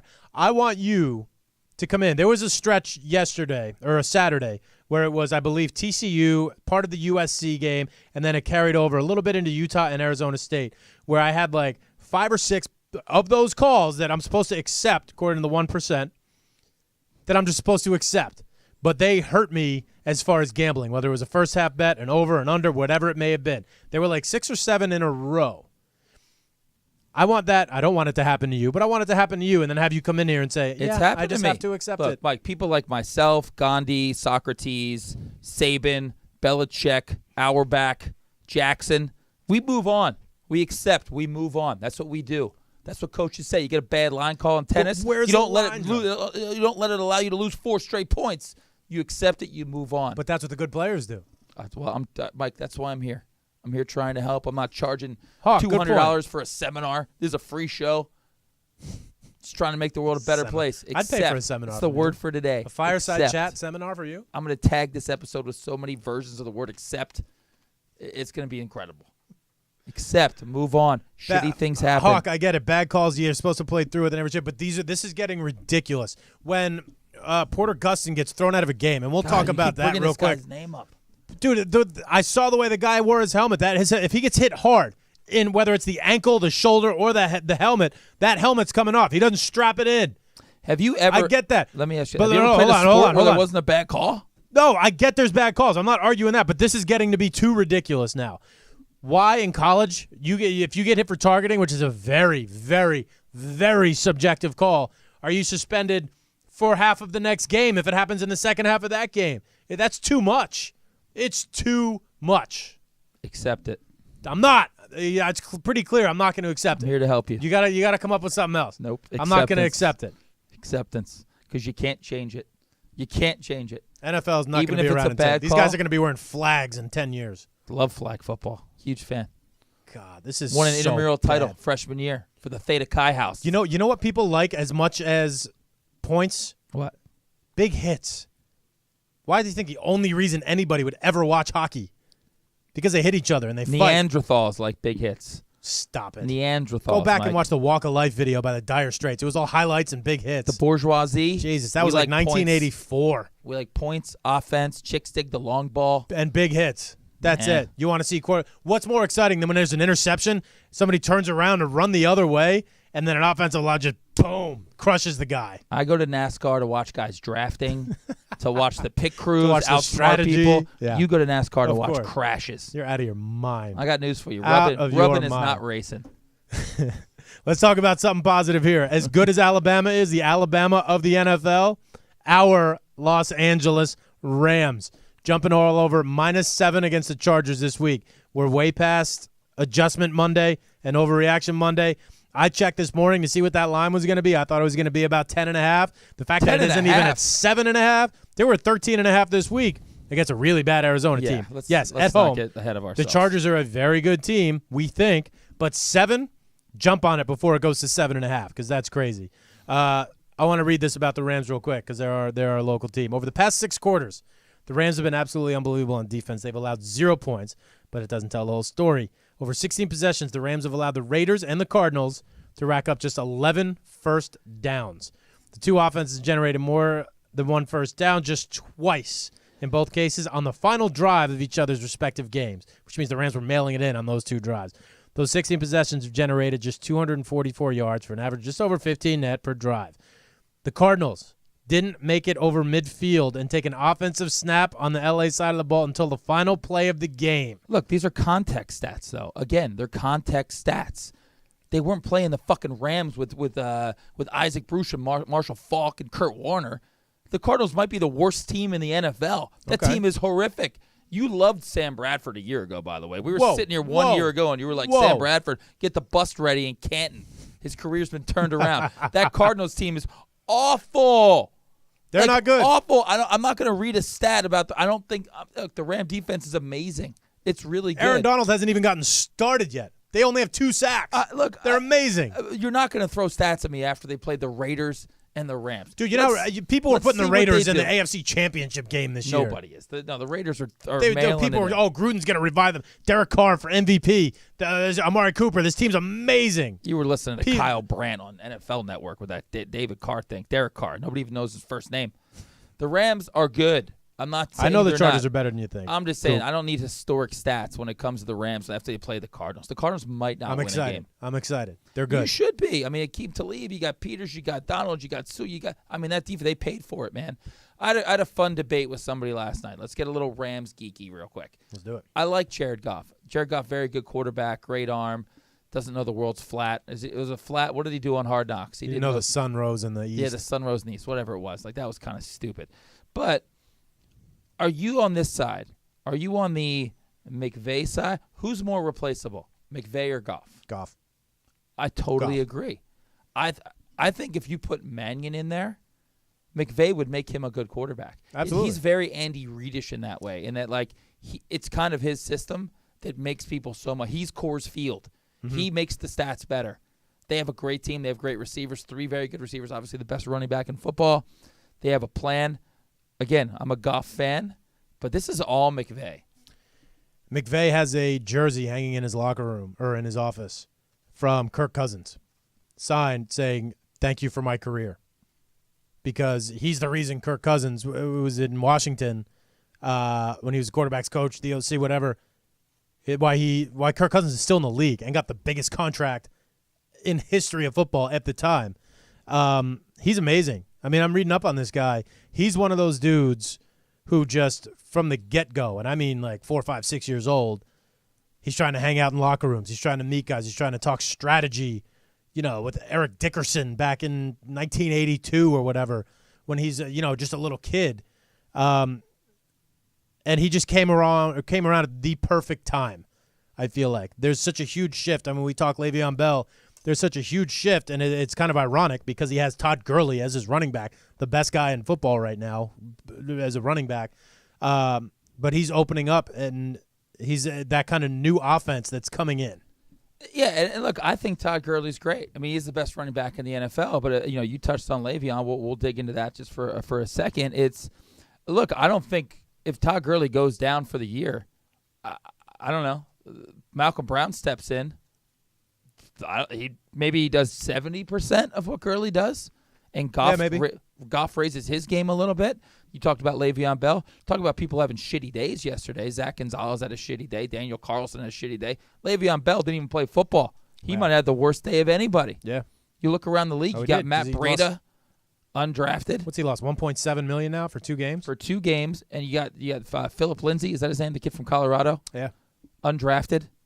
Back-to-back. First undrafted player, I think somebody sent me a stat, to have 100 yards from scrimmage. Is that right? In the history of the NFL, his first 2 games as an undrafted player. Oh, I did see that. Yeah, I saw that this morning. Matt Breida looked amazing for San Francisco yesterday. Jacksonville, for all you Patriot fans out there. Look, nobody cares, Patriot fans. We know you don't care because your whole narrative is, it's week 2. We still got. We all know that. That was a big game for Jacksonville. They played their asses off. That was their Super Bowl. Mm-hmm. No Fournette. Didn't miss a beat. Bortles looked great. Patriot defense kind of probably sucks again. But, again, we've been talking about this for years. We're not the only ones. Running backs just grow on trees. Yeah. They just grow on trees. You can win without running backs very easily. You can't win without quarterbacks. Mm-hmm. I agree. Yeah, the whole Brown Gurley thing. I mean, Gurley's a beast back there. And he knows the team's stacked. In his post-game interview last week with Steve Young, they asked him, he goes, you know how good you guys are? And he said this, and it wasn't cut, but he goes, yeah. He's like, we know we're stacked at every position, and we're deep. You know? And we have a great coach, and we have a plan. Todd Gurley, where were you 2 years ago when you were averaging like 2.7 yards a carry? Again, Todd Gurley's very good. Well, that was Jeff Fisher with no offensive weapons. But that goes to show that the McVay shit matters. Of course. He is the reason. 100%. These guys are all pros. I don't know. Football players just seem interchangeable to me at this point. You can get guys from anywhere. The thing the Rams have right now, you always talk about having a plan. The Rams have a plan, and they're executing that plan pretty perfectly. But here's another thing. If Gurley goes down, and Gurley's a huge part of this. Undeniable. It's not the end of the world for the Rams. It's not the end of the world by any means. If Aaron Rodgers goes down in Green Bay, that's it for the Packers. That's a tough comeback for them. That's very difficult. The Jaguars showed this week. They got Leonard Fournette out, top 10 running back. You know what? Blake Bortles maybe isn't as bad as everybody. Talking about low expectations. He was great on third down. He's got the lowest expectations of any starting quarterback, especially going up against the Patriots. Like I said, Patriots in September, Belichick's like 62% win percentage. They know they're going to get a first-round bye, win that division with ease. This was, you said, this was the Super Bowl for Jacksonville. Patriots didn't give a shit. You know, they're just slow rolling into the season like they do. They have that luxury. Did you watch the game? I was red zone, so I'm watching parts of it. What do you think about Belichick punting on 4th and 1? Late in the game. I didn't see that. So it was 4th and 1. I believe they were around their own 30, 35. They were down 11. So down 2 scores, maybe 5 minutes to go, 4 minutes to go. Which is where you're not having flashbacks at that point if you're Jacksonville. Yeah, and it's still they just gotten a big turnover, and then Brady got the strip sack, which kind of changed the momentum. Point being, 4th, it just seemed like a weird time to punt with a defense that was being gouged by Blake Bortles. Like 4th and 1. First time anyone's ever said that sentence. Yeah, no, I mean it's true. So the weird 4th and 1 stuff. There was another game where a coach punted on 4th and 1. From, I think it was the football game last night, the Giants. All right? So Mike Shermer punts 4th and 1 from his own 40 and then goes for it in the very next series in the exact same situation. You have to have a plan. Yeah. Be consistent. I just think the 4th and 1 stuff, teams are not going for it enough. They're going for it more than they used to. That was a weird play by Belichick. Even if you're the Giants, Saquon Barkley, again, this dude's a rookie, so expectations are through the roof for him as a number 2 pick. He's only averaging 2.4 yards per carry, and that's with like 2 30-plus rushes. But you have to think on 4th and 1, and the reason why I'm bringing this up is because of what the Rams had to do yesterday when Greg Zuerlein, their kicker, went out in pregame. You can't get 1 yard. I understand the whole field position battle, but have a little faith in your offensive line. I know the Giants have zero faith in what was supposed to be a hugely upgraded offensive line this year, and they look like shit.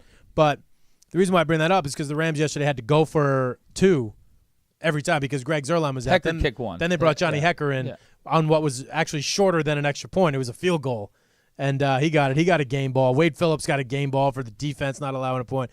It was fun. The 4th and 1 punt, I love it when teams go for it. I hate that now I've watched enough football, and I know that as soon as they line up, I said, all right, don't get excited. I could even change the channel at this point because I know somebody's going to call a timeout because someone's unprepared, and then they're going to end up punting. Well, let's do this exercise real quick. All right, so the Rams are a 12-13 win team right now in your estimation, right? They're 12-4, maybe at the worst. Probably 13-3. I think they're the best team in football. They got a first place schedule. They got a toughish schedule. So I take Gurley off that team and I replace him with Jay Ajayi. Okay. All right, and Jay Ajayi's healthy the whole year and just plays at Jay Ajayi's level. How many wins do the Rams get? 12 or 12. 12-4. Did you say 12-4? I'm gonna go 11-5. You think so? You're saying Gurley's a full game better than Jay Ajayi? He's the the guy that number got one traded running back. mid-season He last looked year, by the way. So it's only one game though, because like you said, but Ajayi was a hell of a pickup for you guys. It's not like you're getting a third. You're not getting Isaiah Crowell, who's fine, by the way. who's the guy, number one running back for the Jets right now. But you just said it 2 minutes ago. You take Aaron Rodgers off the pack, they can't win 2 games. I just took the quote-unquote best running back in football off of a team and replaced him a guy who's a locker room cancer who got traded mid-season, and you only lose 1 game? There you go. That's all you need to know. That's all you need to know. And that's not a slight on Todd Gurley in any way, shape, or form. He's fantastic. But that's a Sean McVay thing. I would even say this. If Goff goes down and they put Mannion in, they still win 10 games. I think McVay is that good. I said this last week about being a game manager. That's kind of what Goff has to do right now. He doesn't need to hit Brandon Cooks 80 yards downfield on a dime, or Robert Woods, or my guy Cooper Kupp. Like, but what's game manager? Explain that to me. Like, everybody's a fucking game manager.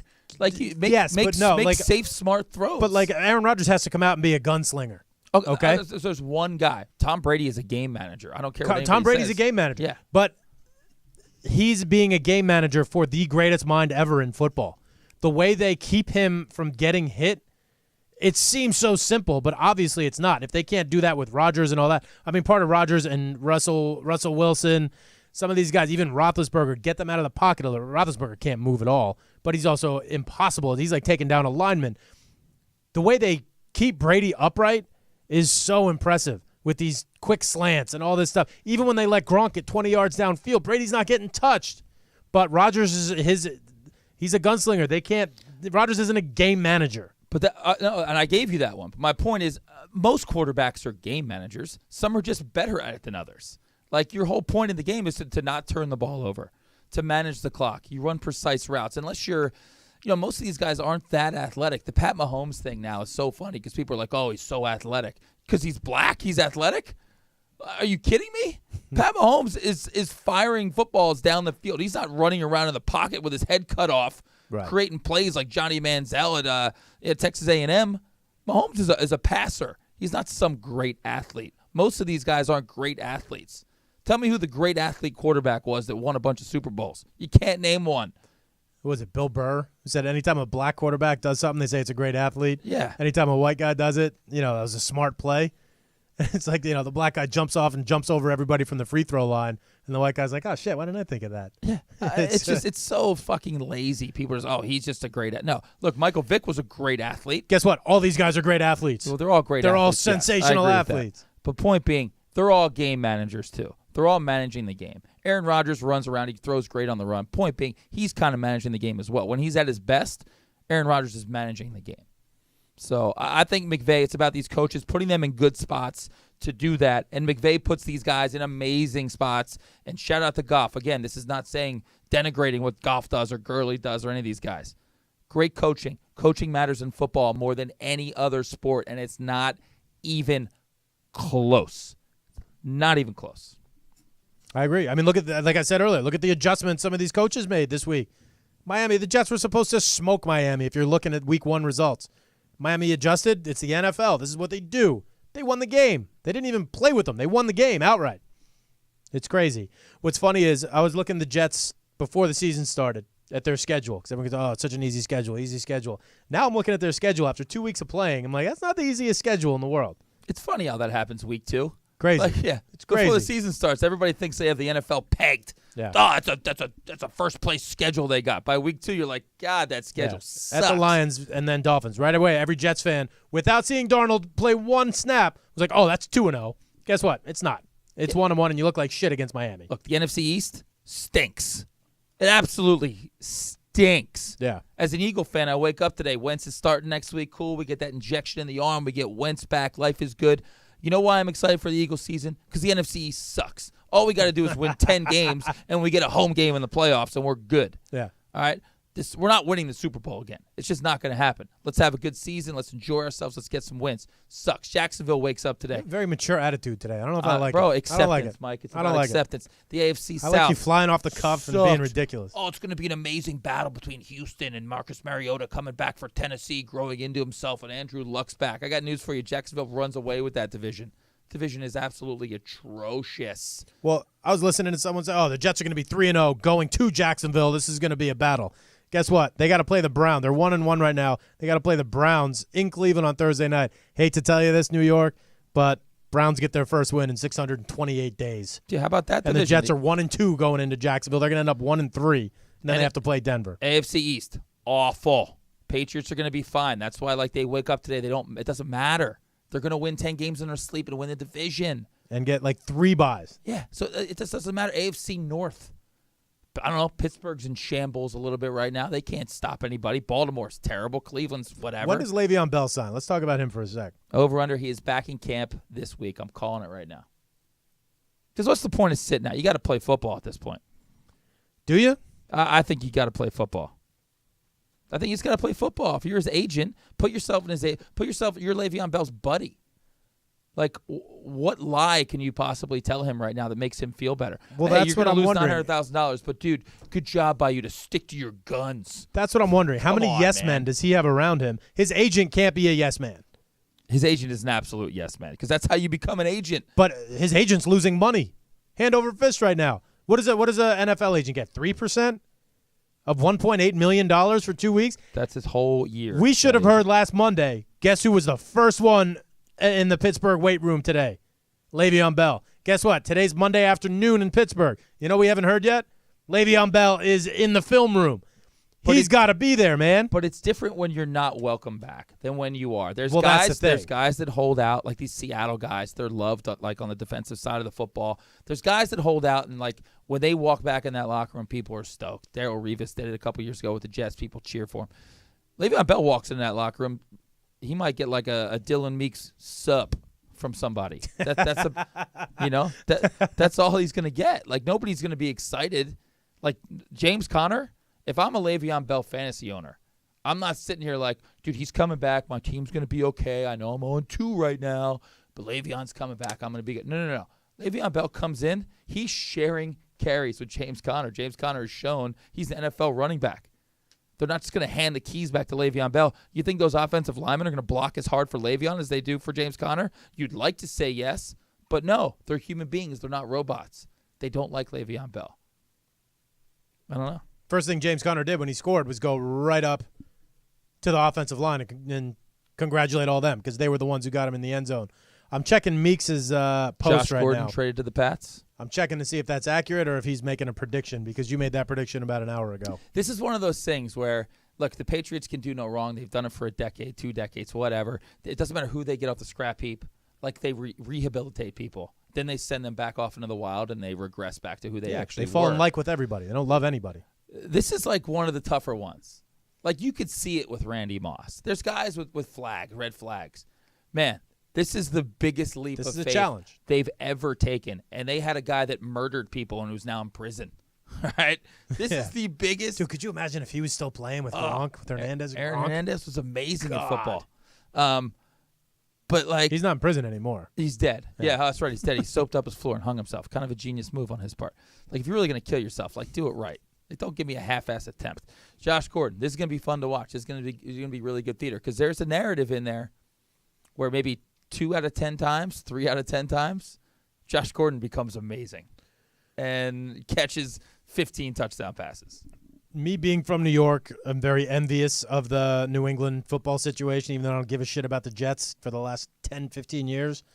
And I can always make that argument that they're always going to get like 2 or 3 weeks of buys, like 2 weeks off, and then the official bye, and then they get home field. But one thing I'll say to defend the Patriots, and they might not fit into the system. Clearly they don't. I can't challenge Belichick on this. They rarely have had top-tier receivers. Okay, we love Brandon Cook signing with L.A. Guess what? Belichick let him go. Randy Moss. I thought Larry Fitzgerald was going to go play for the Pats like 10 years ago. How great would he have been with Brady? He hasn't had those marquee receivers. Chris Hogan is their number one guy right now. Granted, he had 2 touchdowns yesterday. I sat him on my team. Touchdown. Garbage touchdowns. I sat him on my squad. But you get Brady, someone like Josh Gordon. Here's another issue. In the last 4 years, you know how many games Josh Gordon's played? Yeah. 11. Yeah, exactly. In 4 years. That's great. That's Worth the 64 risk. games. Let's agree. Absolutely. Let's agree though. That's worth the risk. Positively, because if there's a little bit of an upside, do it. That's it. Philip Dorsett cannot be your second running back or your second wide receiver. Mike, I'm waiting to Belichick, see if this is Belichick confirmed. could turn you into like a situational third down, like second tight end. Oh, yeah. And you would run like a I'd be 5-yard out, right behind catch Chris it, Hogan. fall down, get your 5 yards, stand Yeah, up, it's first official. down. I just got the text from Adam Schefter. What kind of trade? What do the Pats have? Like a conditional Doesn't 9th say. round draft pick? Yeah, probably. Draft picks are ridiculous. Football's fun again, Ridiculous. Mike. Acceptance. Football is fun. The good part Enjoy of it. football is good. The We're good talking part about football. it. We're not talking about kneeling and anthems and this. We're talking about actual football. Life is good. We're going to give ourselves plenty of time to do some over-unders for the NBA with Jay. But first I want to share a couple things, some stats that came out about this. The Serena Williams issue isn't going away. Jay and I play a lot of tennis. Mike Stringer, I haven't seen Stringer on the board. He's probably just been chomping at the bit waiting for us to start talking about tennis. We got the list. Not everyone, sorry. Serena said that this is a feminism issue, and a lot of the females I know have been tiptoeing around it and asking me what I think about this. Some numbers came out the other day, yesterday, about the fines and penalties and all that stuff at the 4 majors, the Australian Open, the French Open, Wimbledon, and the U.S. Open. And here's some of the numbers real quick. All fines from 1998 to 2018, the last 20 years, racket abuse. Women have gotten fined 99 times for racket abuse. It's a lot, right? 99 times. It's a lot. How many do you think the men have been fined? 7 times more. 646. That was close. That was pretty dead on. Yeah. 6.5 times more. Audible obscenity, 140 for women, 344 for men. Unsportsmanlike conduct, and then I'll stop after this. 67, unsportsmanlike conduct, 287 for the men. Actually, the last one I'll do. Coaching. Men have been dinged 87 times, which is bizarre because I haven't seen a lot of that. 87, where women are 152. The list goes on and on and on. Ball abuse, verbal abuse, obscenities, Dude, Mike, men are assholes when they play sports. In other news, the sun will rise in the east tomorrow. Like, we've known this. There's a reason that, like, watching women play tennis or soccer like, you don't have to deal with all the bullshit of, like, you watch a women's soccer game. You don't see people diving around, holding their knee, being dramatic. They're just playing the sport. Yeah. I still don't understand what Serena's complaining about. Is she fighting for the right to act like a baby? Yeah. Is that what she's fighting for? I don't know. That's Because a great sure question. as hell what it sounds. I want to be treated like the men, so I want to be able to cry and rant and rave, and like nobody likes seeing that stuff. Yeah. It's entertaining occasionally, but you should still be penalized for it. Like, oh, McEnroe did that for years. Yeah, and he that got was penalized. also 30, 40 years ago. Yeah, and it was Different time. entertaining, but nobody was like holding John McEnroe up as like, hey, son, come over here. Watch how he plays this Exactly. sport. That's Act the like thing. him. It was the opposite. And that was the argument I made. I got into it with a few people, Rob being one of them, who said also, I'm going to explain this, but he doesn't expect me to understand it, how race is a huge issue. I said, if race is an issue, then how come people in the tennis community, like Venus, do not like Serena? Serena was out of line. Yeah. Guess what? I have a daughter. If I'm going to teach her how to hit a backhand, do you know who I'm using? Serena Williams. Serena. Yeah. 10 out of 10 times. Her racket is back in a millisecond. I'm using that as an example. But I don't want my little girl looking up to her. Not just because of this incident, because of many incidences. Okay? Incidences? I like that word. It's a good word. 6.5 times more penalties for the men for racket abuse. It's not even close. There is sexism involved. You are correct, women. Yeah, women are better than The men. other way. Women are better than men. They are. They just act better. And let's to each other. That's the thing. We're going to ditch the Serena thing in a second. But Yeah. I had a lot of people saying, oh, bad optics. There was a man. Why is a man in charge of a woman's match? I got news for you, people. If that was a woman up on that chair, she would have gone 80% crazier. Because who's meaner to women than women? Women are fucking brutal to each other. Yeah. So, who knows? Good stats, Mike. I like it. You like that? Yeah. That was good. We're You going to always skip got the good baseball. stats. You Baseball always got sucks. the good stats. We got plenty of time to talk baseball. Your boy, D-Wade, announcing last night he's coming back to the Heat one more Good year segue. to take I like his this. farewell tour. I like it. With that being said, this weekend, over-unders came out. I'm so glad you said this last night. I got a D Wade thought real quick before we get to the. Lay it Hey, on me. D Wade, I don't need a video of you saying you did it your way. I did everything my way. So That I was, that got was it. Jeter's. That was his. The Yeah, whole. you know, exit. it was Frank Sinatra's. It was Julius Caesar's. All right. Jeter used the whole Sinatra thing. That was it. Yeah, people have been doing it their way forever. I do it my way. You do it your way. That's the way it is. I just don't need the narcissism of Dwayne Wade in his video. Did Who's it he my taking way. a shot at, you think? Is he taking a shot at, like, Jordan for coming back to the Wizards? Who's he taking a shot at? I mean, he took the cash grab and went to the Bulls. yeah, absolutely. I just don't know what the Dwayne Wade thing. He's fine. This whole Dwayne Wade's the third greatest shooting guard in Oh, get the NBA fuck outta history. here. Fucking No, bullshit. no, I just no. don't get it. Dwayne Wade, you're a fine basketball player. You're a dinosaur. You're a mid-range shooter. You came along at the right time. The NBA gifted you an NBA title by sending you to the foul line 25 times in an NBA Finals game that the Mavericks should have won. The Dwayne Wade thing is like just I'm over it. He's not one. The eye test. I've been watching basketball for 30 years. Dwayne Wade is a fine basketball player, but Dwayne Wade is just so beyond overrated. It's ridiculous. But good luck Yeah. to Dwayne Wade. Congratulations. Shout out to Dwayne Wade. Shout out to Dwayne Wade. Way to do it your way, Dwayne. All right, we have to start over-unders coming up. We're a few weeks away from the start of the NBA season. Nobody's putting out content. We got to do that just so Jake can put up more hashtags. Shout out to you, by the way. Thanks, man. For dominating social media this week. Love it. Putting up the stuff. Appreciate it. Had some pictures. You had everything on a slant. It was cool. It just looked cool. You had, I think, some red in there, some black ink. It just looked awesome. Good Appreciate job. it. Thank you. Shout out to your social media Appreciate skills. the shout out. Love it.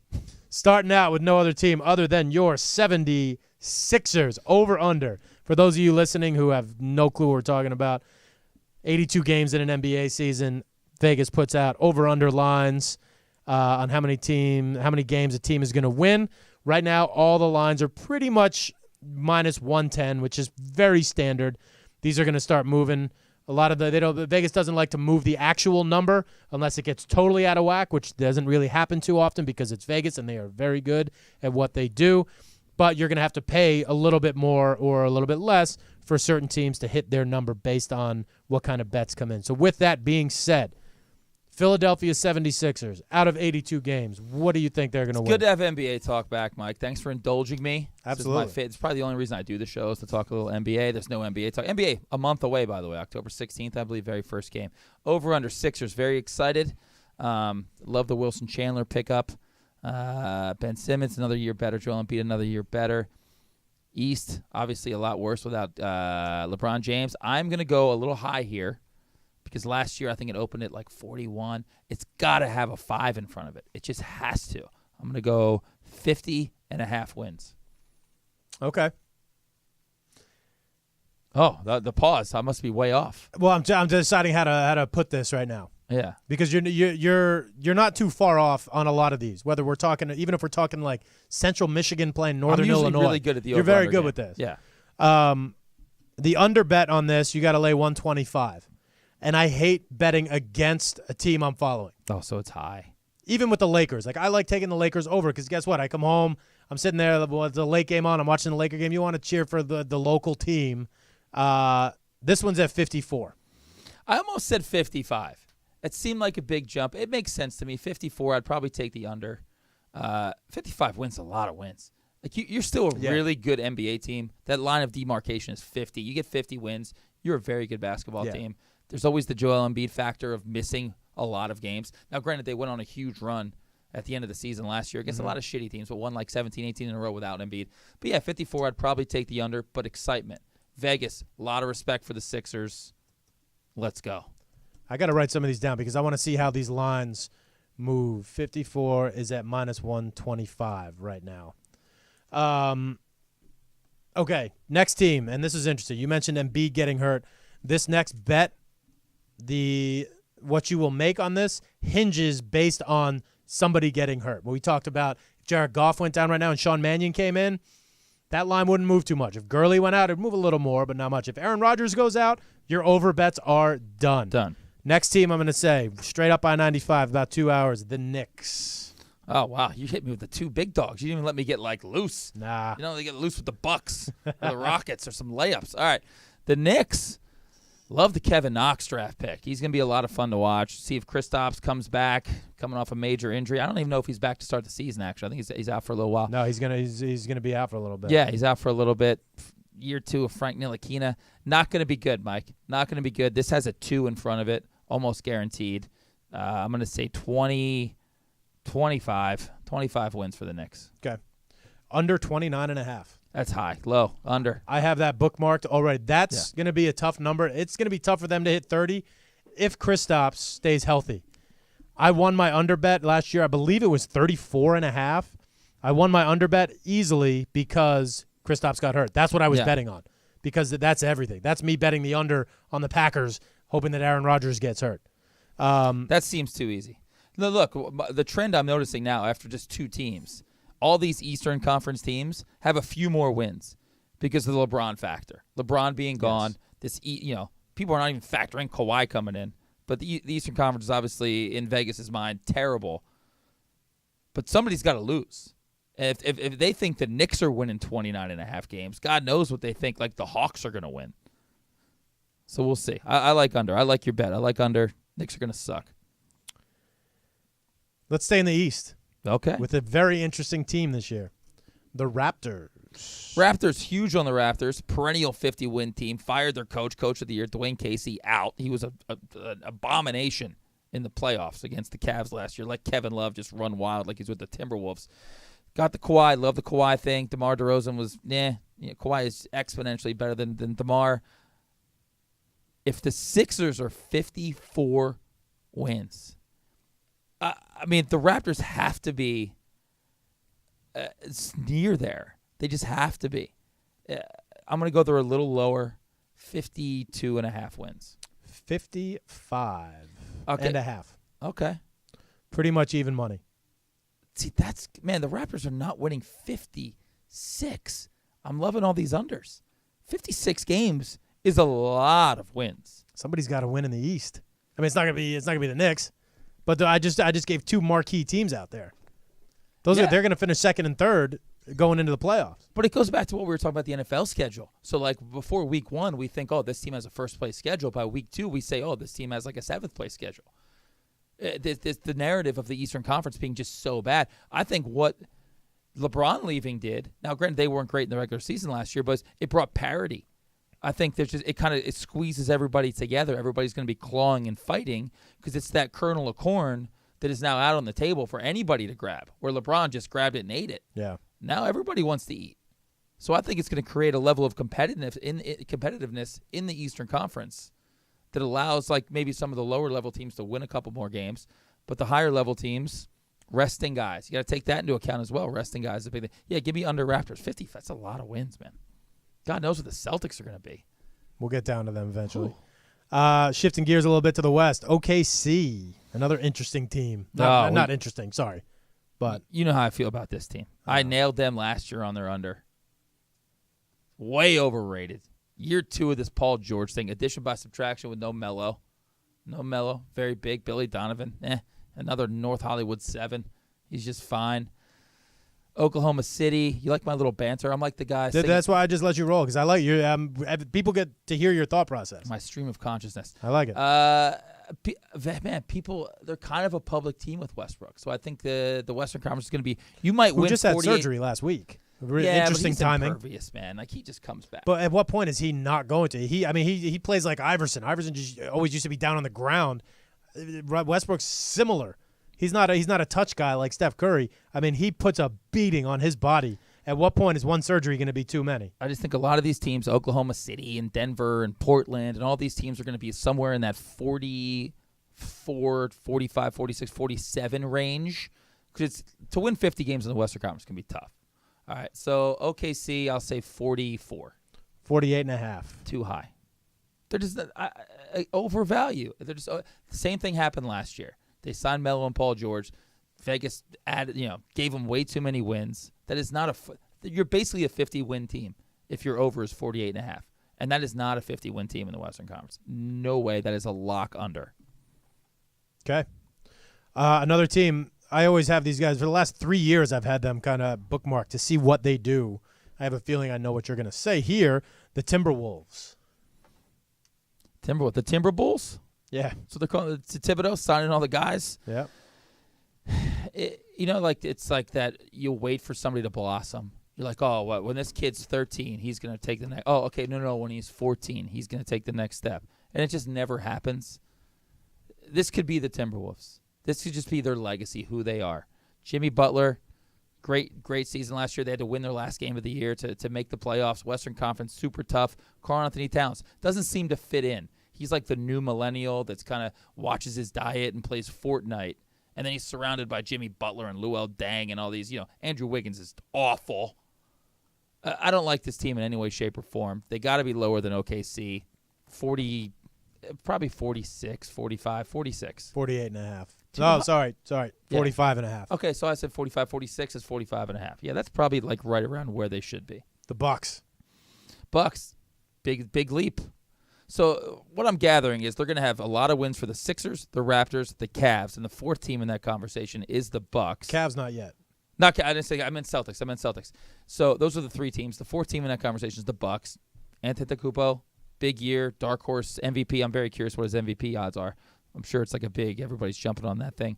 Bucks, 50-win team, 49. I'll say 49 wins. 48. 48. All right, I'm finding my range, Mike. Finding my range. All right, let's get to some better stuff here. Let's see. Let's go with the Pelicans. Pelicans lost Rondo. That's big. Lost Boogie Cousins, but they were better without Boogie. Picked up Julius Randle. Mirotic, great pickup for them last year. Really played well with Anthony Davis. Anthony Davis played at a nuclear level, maybe a level in the NBA we haven't really seen before. Maybe we've seen it 3 or 4 times. He was incredible. Drew Holiday, awesome in the playoffs. Rondo mattered. Rondo absolutely mattered. Western Conference, they're in that conversation, that 45, 46. Anthony Davis trending, man. I think they're going to bump these guys up a little bit. It's going to be way too high. I'll say 46, and it's too high. You said 45, 46. You nailed it, 45 and a half. Yeah, it's too high. It's too high. Is Anthony Davis playing with this team at the end of the year? Anthony Davis is like, no, I think he's playing. He's not getting traded. You can't look. There's guys you can't trade. He's transcendent guy. But his name always comes up. Yeah, you can't trade him. But there's always the chance that he misses 40 games, 30 games, 20 games. That over-under's too high. They're going to win 40 games. You're going to be sweating it out the last week of the season. Yeah. But that team's not winning 48, 49, 50 games. Taking a quick break in that, I want you to give me your top 5 MVP picks. Top of my head, top 5 MVP. All right, you got to put KD and Steph in there. Boom. Russell Westbrook, Antetokounmpo, Kawhi. Kawhi could have an FU season where he shows up in Toronto and just says, screw everybody. Harden's in there. Are you looking at him right now? You got one more. Ben Simmons is not in the conversation yet. So you got Giannis, Kawhi, Steph, and Westbrook. Yeah. Fifth one, it's LeBron. Okay. Yeah. You got 2 of them. What do we got? Kawhi 6, Russell 7, Steph Curry 8. In fifth, you got KD plus 900. Okay. James Harden plus 550. Giannis is plus 500. Yeah. AD is 400, and then LeBron plus 333. These are official lines off of Bovada. I like it. Back to it. The Lakers. Lakers talk of the town. Western Conference. I mean, this was an easy job for Vegas to make these because these teams are all so very similar. They're all within like 1 or 2 games. There's not like the Suns are the bottom feeder. 29 and a half. Yeah, there's some there's not Chicago. there's not a lot of bottom feeders in the Western Conference. And Atlanta. Atlanta in the Eastern Atlanta's Conference. 23 and a half. Yeah, they're going to be awful. Lakers, man, it's going to be too high because they're a public team. Yeah. They're going to be in that. They're going to be above OKC because they just have to be. Especially if you look at the odds to win the title. Lakers are in the top 4 or 5. I'm almost positive, maybe top 3 to win the title. It's got to be 50 games. LeBron wins 50 games in his sleep. Again, too high. I'm going to say 52. You were right about OKC. Well, no, sorry. You were wrong about it. They're deadlocked with OKC, 48 and a half. 48 and a half, huh? Yeah. That's one I'm going to end up betting on. That's one I'm going to probably get in early. I'm probably going to go over on that just because that's the public team here. It's just a public I watch a lot of Laker games. Yeah, I think they're in that OKC range, but I added the LeBron Vegas thing in there where people just be like, well, it's LeBron. He's winning 50 games. This is what he does. Doesn't matter where he is. Right. This could be, look, you play things out 10 times. But you don't get to play Atlanta 5 times. Yeah, You know, it's a way tougher schedule. But you play things out in your head 10 times, and you say to yourself, all right, 5 times will this happen, 4 times will this happen. I think 5 times they win 50 games if you play the season 10 times. The question marks they have, too, with your boy LeVar Ball. What's Lonzo's role going to be? How good is Kuzma going to be? They lost Randall. Is Brandon Ingram going to finally blossom into this player they think he's going to be? They got a lot of questions. See, but a lot of the questions. Randall thing is, I loved Randall. He played great last year.